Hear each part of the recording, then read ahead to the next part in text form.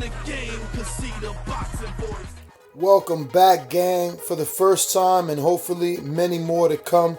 Don't forget to subscribe to the YouTube channel and click on the notifications right here, this little bell, so you can get those emails every time we go. ThaBoxingvoice.com live here with Steve and Espinoza. So, Steve, tell me, how'd you put together Mikey versus Errol Spence? Well, it's something that no one really put together other than Mikey and Errol, and really Mikey. The reality is Mikey started saying he wants to fight Errol Spence right about the time everyone started saying that Errol is, pretty close to unbeatable. And he wouldn't take no for an answer. And so really, and then of course when word gets back to Errol, Errol's not going to turn down any challenge. So this is one where it was really, the fighters made the fight, and the business has to get done and that all get wrapped up. But it comes down to when you got two top tier guys and one guy wants to fight and the other guy says yes, then you're done. Did it ever become difficult for you to have this fight on Showtime? Well, this is a Fox pay-per-view, right? Oh yeah. Okay. That's right. But, the reality is, it was difficult. What would be the difference between a Fox pay-per-view and a Showtime pay-per-view, other than obviously how many homes Fox is in? It just depends on who's doing the marketing and selling of it. So, but there probably will be a fair amount of confusion because, obviously Errol is one of our core guys, so is Mikey. So it's, it's a little painful to make that decision to let it go to Fox. But the reality is we've got a big pay-per-view in December. We've got a big pay-per-view, and Showtime pay-per-view in January. Having another third big pay-per-view in March, that'd be 3 and 4 months. It's not real good for our business. It's not good for our subscribers. Our real business, our core business, our number one priority is putting good fights on Showtime. So it just happened these two pay-per-views came in back to back. But you throw in a third one in 4 months, that's where we sort of draw the line. So as much as we love those guys and we've been building them, that's one that, for our business, we had to let it go so we could focus on putting, top tier fights on the network.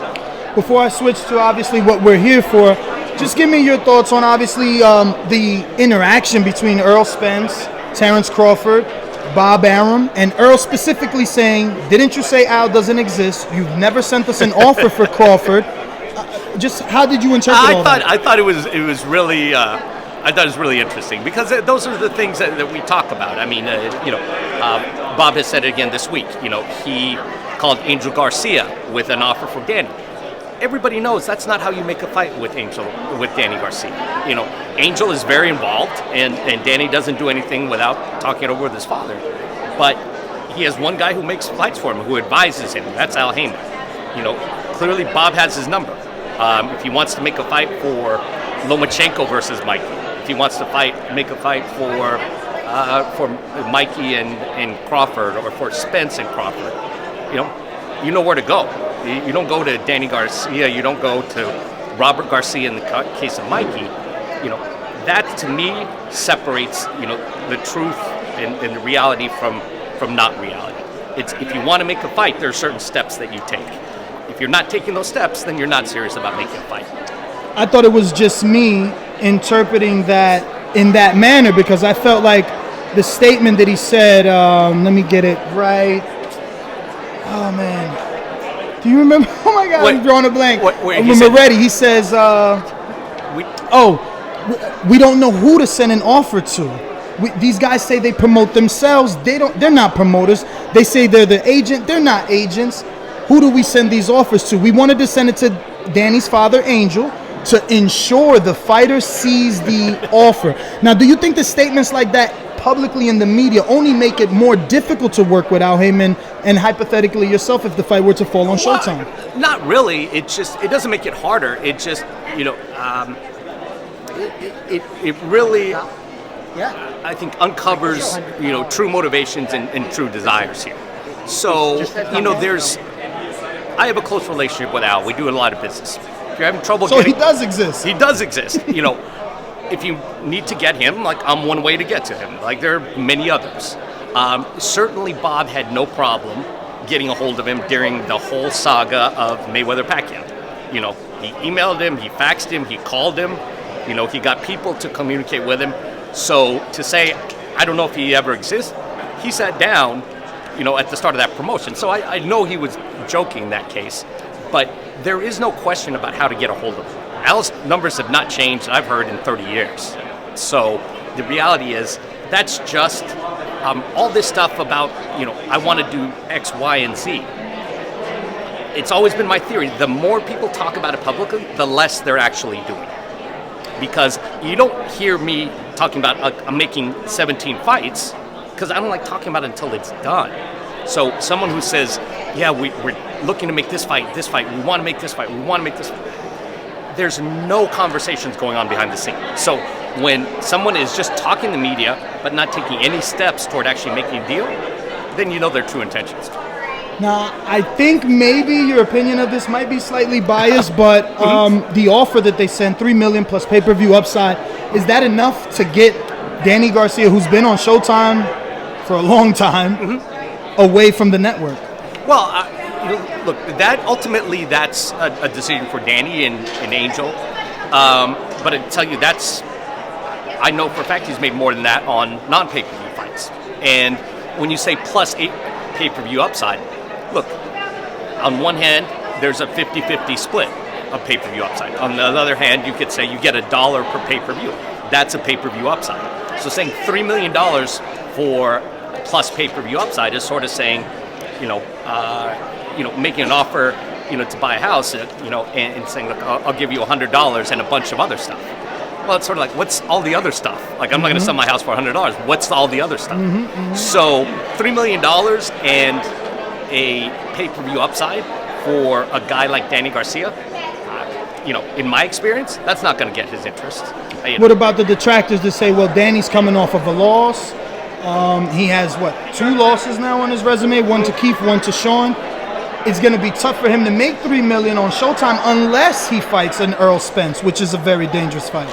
I do disagree because, one of the things that the fans always say is, look, I wish that boxing were like MMA. Like, everyone loves undefeated fighters. And you look at Danny Garcia's, like, if you have a couple different rounds scored different ways, and he's got one loss or maybe none, and he's got losses against the 2 top guys in the 47-pound division, in my book, at this time.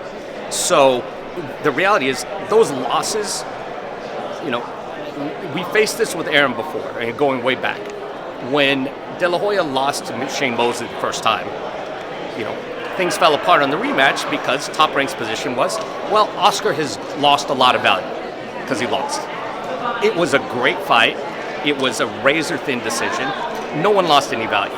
Like, there is no way that Danny Garcia lost any value in the fight with Keith Thurman. It's just impossible. 5 million people saw him on CBS. Like, that's not losing value. So the reality, I'd be more worried about the other side. With Terrence Crawford being, on an app, on a streaming service, doing a pay-per-view that does less than 100,000 buys, I'd say, well, I'd be asking, well, what's his side of the pay-per-view? What's his side of the ledger? So before we start questioning, Danny's value, I think you need to look relatively, because it really is not just one guy's value or the other. It's sort of how does their value relate to each other? And, for my money, there's no way that Danny Garcia is worth anything any less than Terrence Crawford. I know you got to go, so my last one just is, has your stance changed? Showtime, DAZN could never co-promote, and if that's still the stance, will you allow Wilder to go to DAZN and make this Anthony Joshua fight, since Eddie and Joshua have the date, venue, and obviously broadcaster already in place for these negotiations? Well, it's not really that I wouldn't work with DAZN. There's still the question of sort of how it airs in the U.S. And I'm still really confused about the whole DAZN thing, because early on, Eddie was very clear. Matchroom fighters are not signed to DAZN. Like, if there's a bigger opportunity, then they'll fight where the bigger opportunity is. Well, there's very publicly a very valid offer of $50 million to Anthony Joshua for that fight. I can't let you go on without. We got to get into that because you got Tyson Fury's promoter saying that money was coming from BT. He is absolutely. That's absolutely false. Okay. Absolutely false. You're the first person to say it's false. Other than all the Eddie Hearn 100%. Why would he say such a thing? He didn't say that. He didn't say that. There's audio. Yeah, go back to audio. Go back to audio. It's been twisted into saying that when people repeat it, he did not say the money's coming from BT. So your interpretation of what was actually said is? What was in the contract on the offer? Okay, so forget what it said. The offer itself said it will be a Sky pay-per-view. Oh. The $50 million offer said it will be a Sky pay-per-view. Okay. So there is no question there. So I'm quite honestly, I'm as curious as anyone else what Frank was talking about. So what about this excuse, proof of funds? We didn't know where the money was coming from. We believe Al Haymon and Showtime, but Deontay Wilder sent me the email. No one else sent me the email. Let's see how much of this I should say. Let's just say there were multiple offers of proof of funds, and they were never accepted. In other words, it's sort of like, tell me who your lawyer is, I'll have my lawyer talk to yours and fax over proof of funds. Like, I'm not going to fax it to you because, like, I don't know what happens to that fax. I don't know where it goes. If my lawyer sends it to your lawyer, then there's a sense of confidentiality. So it's sort of like, I say to you, I want to send you proof of funds, $50 million, a letter of credit, whatever it is. I'm not going to just email it to you. I'm going to say, I'm going to have my lawyer send it to your lawyer. Who's your lawyer? Silence. A week goes by. Let me know who your lawyer is so I can send you proof of funds. Radio silence. So at that point, you can't start then complaining you never provided proof of funds. Well, his excuse is they wanted us to provide proof of funds. We wanted to sit down and have the conversation about this $50 million. What's there to sit down about? Like, there are so many deals that happen without people having to sit down. So, look, it's just excuse after excuse. Look, if you're looking after the business interests of Anthony Joshua and trying to maximize revenues, we know where the maximum revenues are. They're with a U.S. pay-per-view. They're with a $50 million guarantee, the largest guarantee that a heavyweight has ever made. There's never been a heavyweight in history that's made $50 million before, not on one fight. So until there's someone else coming along with that kind of guarantee, you know, and DAZN's had plenty of time to match that. Now you're speaking of the $50 million. So Showtime was invested in that offer. Well, I'm not because I want my headline to say Espinoza backs $50 million offer. I mean, how do the people know it was real? They will look. They will have to accept that, you know, that between I and Al Haymon and the other people involved are gonna not. We don't have a track record of going out there and making false offers of $50 million. You know, we've done some pretty big events, so I think we've earned some credibility. Stephen, thank you so much. Absolutely. Enjoy the rest of the family. Yes, YouTube has been cutting funding to their channels as of late, and with net neutrality going through its process, the internet is changing. If you want to keep your favorite channel intact, coming up with tons of content, and plus get hours and hours of extra content, head over to patreon.com/ThaBoxingVoice to become a member of the TBV family and help support the channel. Peace.